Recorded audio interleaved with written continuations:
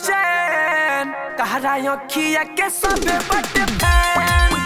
जे भी देखे नहीं मिलता चैन तहरा अखिया के सबे बटे फैन माला घूमी घूमी बेचेलू कबो कुंभ कबो जाके उजैन जे भी देखे नहीं मिलता चैन तहरा अखिया के सबे बटे फैन जे भी देखे नहीं मिलता चैन तहरा अखिया के सबे बटे फैन तहरा अखिया के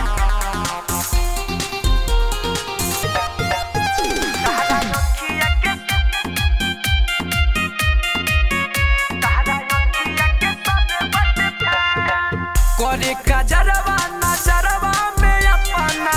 पागल बनल बा लोग देखी के सपना करे कजरवा नजरवा में अपना पागल बनल बा लोग देखी के सपना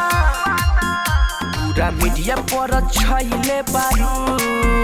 सबके कइले बारू तू बेचैन जे भी देखे नहीं मिलता चैन तहरा अखिया के सबे बटे फैन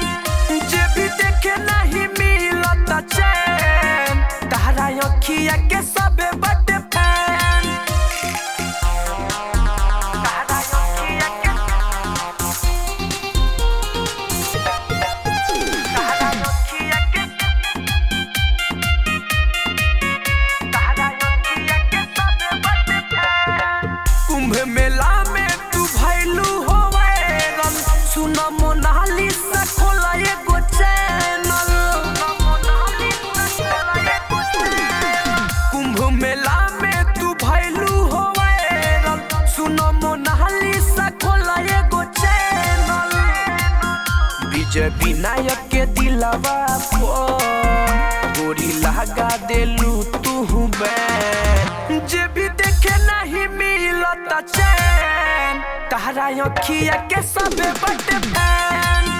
जे भी देखे नहीं मिलता चैन तहरा अखिया के सबे बटे